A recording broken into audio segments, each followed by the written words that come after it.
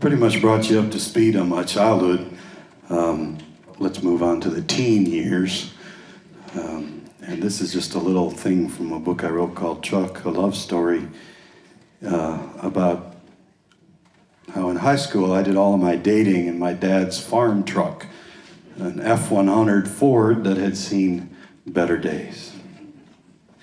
In an effort to help me arrive at the age of 18 alive and financially solvent, my parents quite wisely forbade me to buy my own car while I was in high school, which meant I did a lot of dating in the F-100.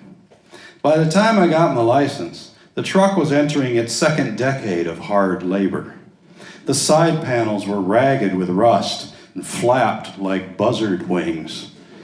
As you gained speed, they flared.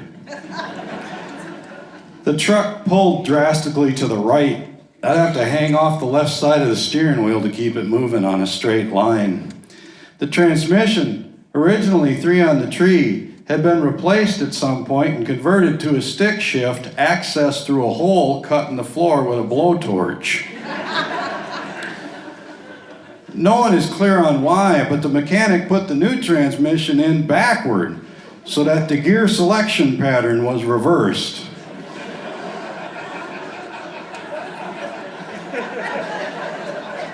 You had to go far right and back for first and then shift against your intuition. There was a gap in the floorboards beside the clutch through which you could gauge your speed based on the road blur.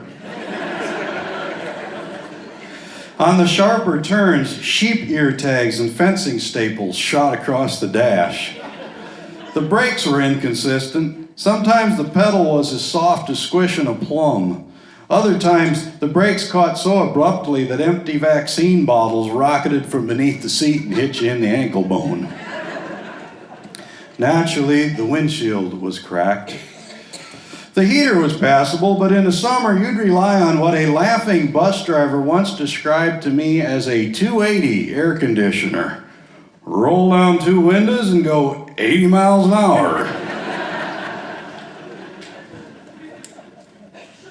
There were vents on either side of the cab at shin level, but to open them was to unleash a cyclone of alfalfa chaff and dehydrated horseflies. Picture your date perched beside you on a summer's day, her lips glistening with bubblegum lip smackers, and the cab charged with the scent of, gee, your hair smells terrific, shampoo.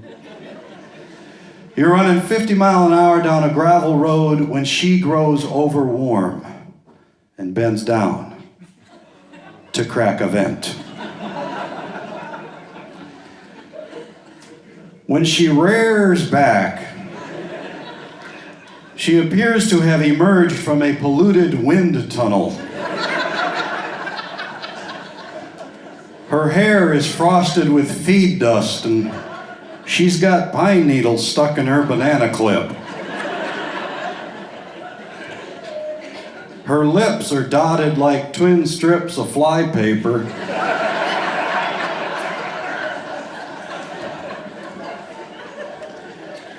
And there is a June bug in her braces.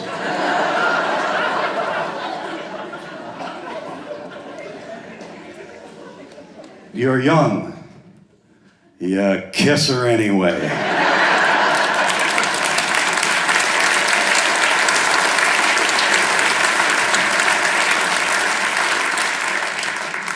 So I did do most of my dating in my dad's old Ford farm truck. There was a real wreck. But one time, I got a great opportunity. My grandpa let me borrow his brand new Ford LTD. I was dating this farm girl in Hillsdale, Wisconsin at the time, and she was used to me picking her up in that old Ford pickup. But Grandpa said, go ahead and use my Ford LTD. Oh, it was blood red. It had a white chrome top. It had power steering, power brakes, power windows, power locks, AM, FM, stereo, automatic transmission, the works. And I pulled up to her farmhouse that night and I picked her up and we went out. It was a special date. I know it was a special date because I remember when we was leaving the Pizza Hut,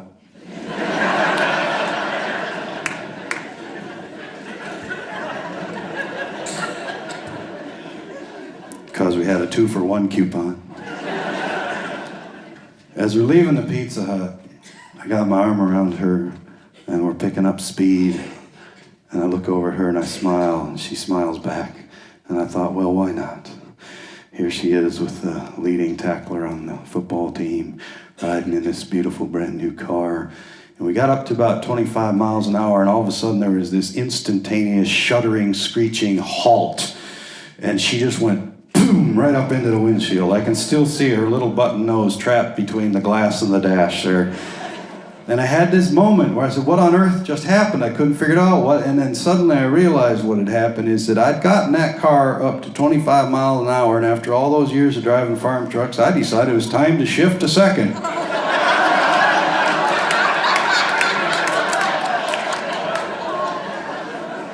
So I mashed the clutch. Except in automatic, there is no clutch, just a big old power brake. And I just about power broke her nose. She put up with quite a lot, actually. That pickup truck and then the accident with the LTD. One time I went over to visit her. Her brother had a snowmobile. And it was one of those brilliant, beautiful, frozen Wisconsin nights where it was clear skies, full moon, everything was covered in hoarfrost. And so her brother says, go ahead and take my snowmobile, take her out, take her for a ride. And I thought, oh, that'd be great. So we get on the snowmobile, she's behind me, and we go out over the back 40s, and we're going up and down the hills and through the gates, and the moon is coming down through all that hoarfrost. Everything's just glittering and beautiful. It's like a redneck delight. And all of a sudden I realized that she's not on a snowmobile.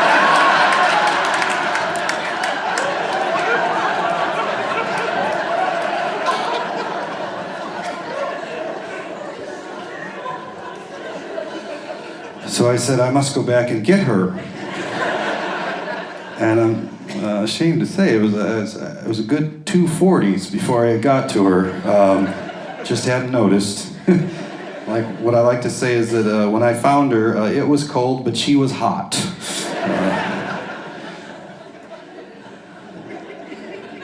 She did eventually marry a guy named Mike.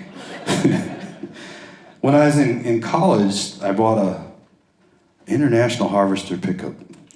Bought it for $125 off some guy hauling firewood. And I love that truck, man. It's a International Harvester L120 long bed 3/4 ton. And the only thing I didn't like about that truck, it was my only vehicle for 3 years. The only thing I didn't like about it is that being a 3/4 ton, it rode real rough. And especially if you're driving it empty, which is a nursing student, I didn't always have a lot to put back there, you know. Stethoscope, pair of white shoes, and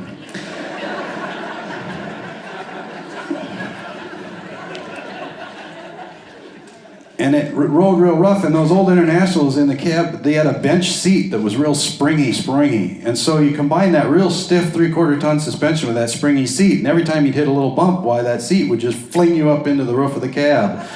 And so at one point, having grown tired of the repetitive neck injuries, I decided on the spur of the moment on a Sunday that I was gonna put bucket seats in my International.